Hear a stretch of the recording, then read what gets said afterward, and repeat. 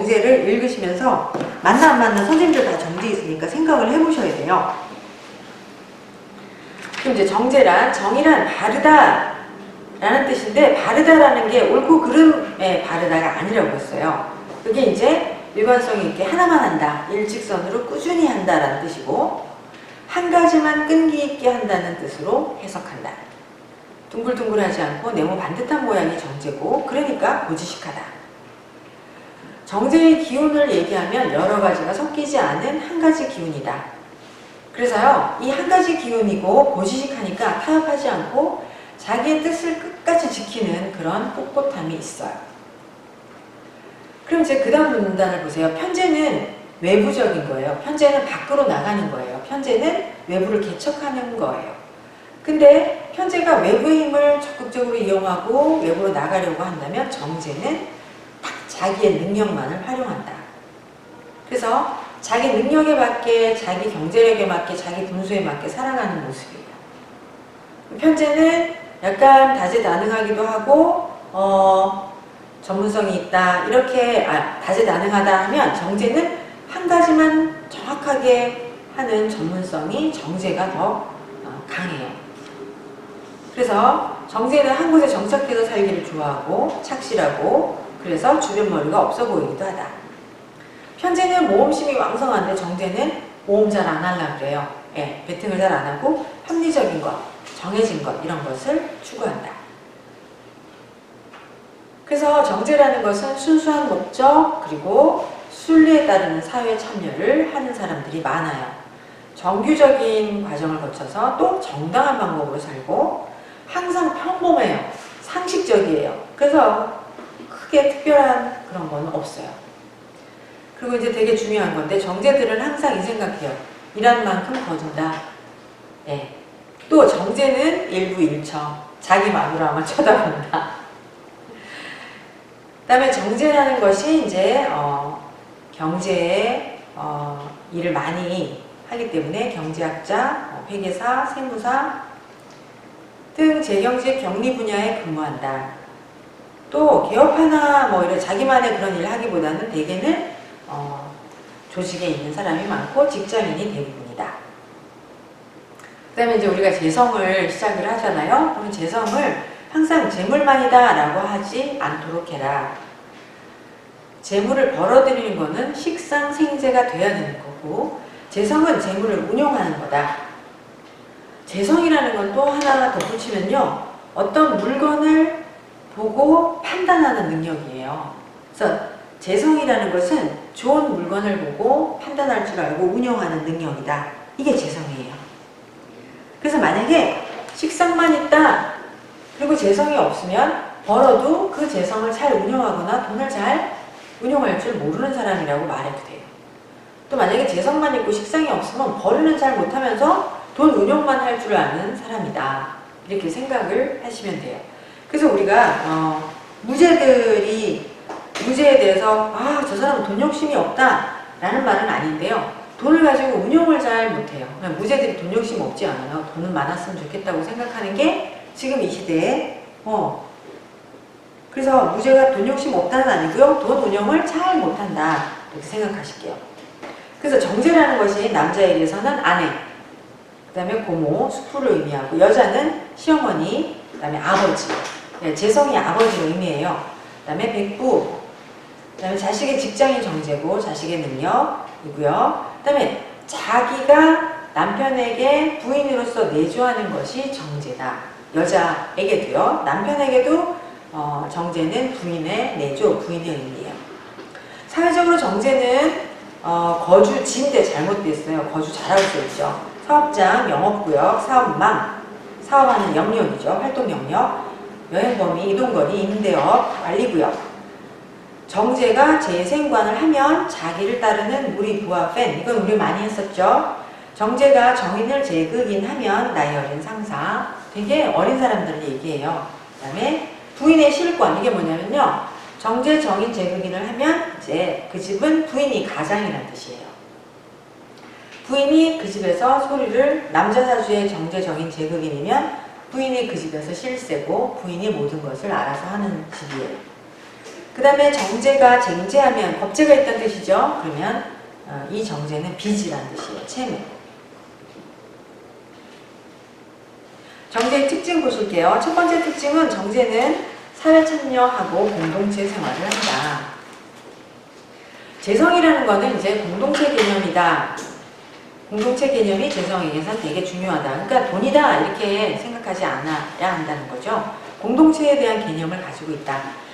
재성의 공동체 의식은 공동체를 유지하고자 하는 정신이 강하다라는 거예요. 그래서 정제들이 되게 가정적이다, 가족을 중요시한다 이런 성향을 갖고 있어요. 시족, 가족, 단체, 모임, 직장, 학교, 동네, 사회, 국가 등 사람이 몸담고 있는 영역은 전부 다 재성 공동체이다. 그래서 재성이 없으면 공동체 의식이 없는 사람이라 할 수 있고 가족이 있어도 없는 것과 같다. 선생님, 무쇠 사주는 밖에 나가면 가정이 생각이 잘 안 나요. 무쇠들은.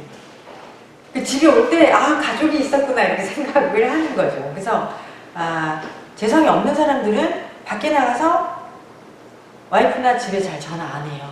재성이 없는 사람들은 먼저 친구한테 전화 잘 안 해요. 그래서 주변에 무쇠사주가 있으면 한번 관찰을 해보세요. 제가 관찰한 건 그래요. 그 다음에요. 재성이란 공동체이기도 하고 공동체 유지 정신이기도 하다. 그러면 재성이 상극을 탁 당하면 공동체가 분리되겠죠. 분산되겠죠. 흩어지겠죠. 그래서 재성이 상극을 받으면 가족 공동체가 분산된다. 두 번째 재성의 특징은 윤리와 도덕이에요.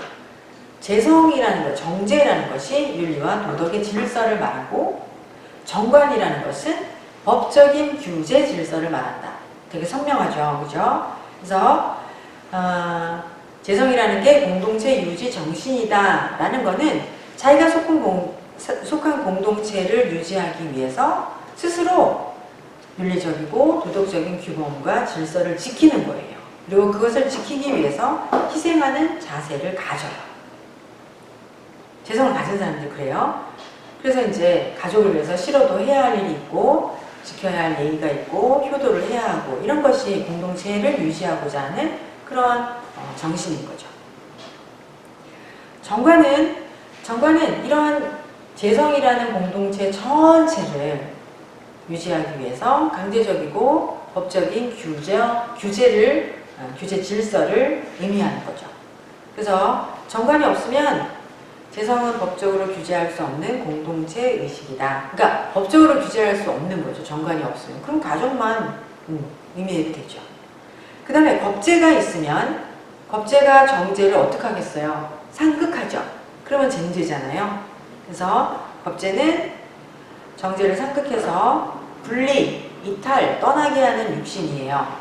그래서 공동체 가족을 분리하여 집을 떠난다. 그래서 이제 운에서 겁제가 정제를 딱 만나면 아이가 어디 집을 떠나서 멀리 가거나 아니면 유학을 가거나 군대를 가거나 이런 일이 생기기도 하고요. 아예 사주에 쟁제가 있는 경우는 아이가 어려서부터 기숙학교에 다니거나 이런 일들이 생길 수가 있어요. 그래서요, 겁제가 정제를 극하면 사회적 분배 윤리에 의해 불가항력적인 재성의 침탈을 당한다. 그래서 죄가 흩어진다. 윤리와 도덕에 의해 침해를 당한 것으로 인간적 도리에 의해 형에게 돈 안 거주면 안 되는 것과 같다. 돈이 나간다는 거죠. 그 다음에 정제의 특징 3번은요. 공동체를 분산시킨다. 옆에다가요. 괄호 열고 제극인이라고 써주세요. 선생님. 이제 늘 그런 게 아니라 공동체가 분산되는 거는 재성이 인성을 극할 때 그래요. 재성이 공동체를 유지하기 위한 윤리와 도덕의 질서지만 재성이 많으면 인성을 극해요. 그래서 인성을 무너뜨리죠. 그거를 이제 고서의 표현으로 탐재괴인이다. 재물을 탐하여 인성을 무너지게 하는 거예요. 그래서 제극인이 심하면 탐재괴인으로 받아야 할 정인의 가정교육을 못 받는 거죠. 그래서 재성이 인성을 극하면 교육에 의해서 윤리, 도덕의 질서를 배워야 되는데 못 배워요. 그러니까 제극인이 되면 공동체 정신이 없다. 이렇게 표현을 해요. 그래서 정제가 정인을 극해서 제극인이 되면 인격 도야, 지식 완성, 정신 함양, 이게 이제 정인이고 인성이어서 이게 인간의 도리인데, 이게 재성이 상극을 하면 배고픔을 참지 못하여 인간의 잣대를 금전 만능에 두는 것이다. 아니야, 공부보다는 돈을 벌어야 돼, 이렇게 생각을 하는 거죠. 그래서 이렇게 정제 정인의 제극인이 되면 가정적으로는 정인으로는 진정한 효를 해야 되는데 부모님의 유산에 집착을 하는 마인드를 가지고, 사회적으로는 나라의 또는 조직에 충성을 해야 되는데 월급에만 쳐다본다, 월급만 쳐다본다, 이렇게 표현을 하는 거죠. 그러니까 돈에 더 관심이 있다. 인격과 재물의 교환이 이루어지는데 재물이 돈이라는 것이 이긴 것이다. 그래서 돈만 있으면 된다라는 생각으로 가족 공동체를 분산시킨다. 그래서요, 제극인이 언제 일어나느냐? 첫 번째, 청간의 재성이 있을 때, 그 다음에 재성이 많고 인성이 약할 때 일어나거든요. 그래서 항상 제극인이다 이렇게 표현하지 않도록 잘 살펴야 합니다. 정제 정인 제극인은요, 스스로 자기가 자기 힘으로 살아가겠다고 또 활약하기보다는 이제 돈이 그냥 어떻게 좀 생겼으면 좋겠다라는 그런 마인드로 충효를 미칠 수가 있다. 그래서 많이 어그러져요, 마인드가. 네. 그 다음에요, 이제 쭉 내려가서 만약에 아이가 10대에 재성운이 오잖아요? 선생님, 그러면은 제극인이 일어나면 애가 부모 몰래 알바를 해요. 아, 난 돈 벌어야겠어, 이렇게 하고요. 또는 10대에 재성운이 오면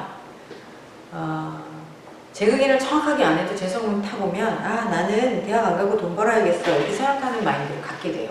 네, 재성이 그런 역할을 해요. 그 다음에요, 정제의 특징 네 번째, 재성에 정관이 없으면 재성은 재물이다. 보세요.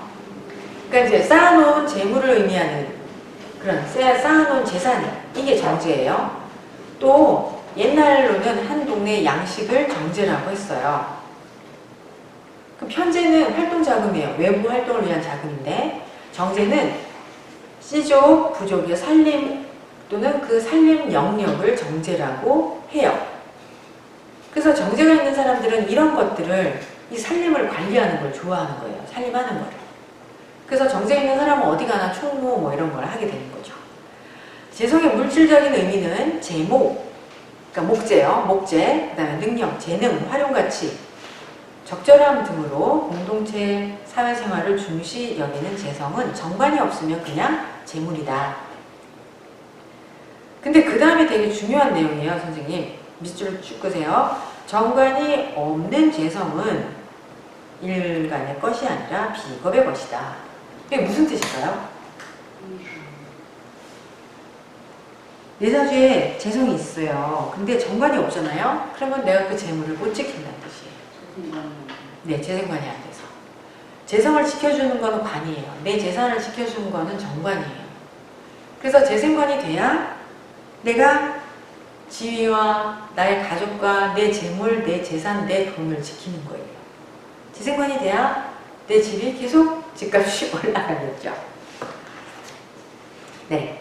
그래서요, 재성은 관이 있어야 세상 속에 내 영역, 내 구역을 딱 정해서 갖출 수가 있어요.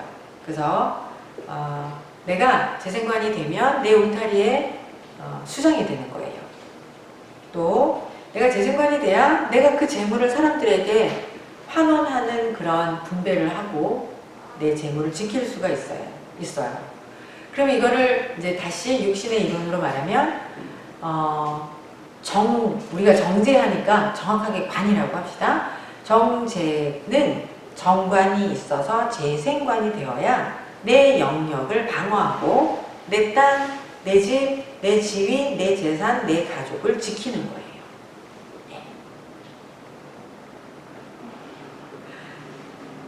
다음 정제의 특징, 네, 말씀하세요. 관살이라고 써 있는 거는 정관으로 고쳐야 돼요? 그냥 정관으로만 설명을 했는데요. 선생님, 그럼 만약에 살은 언제 해당되는 거냐면 편제, 편관, 쟁제일 때죠.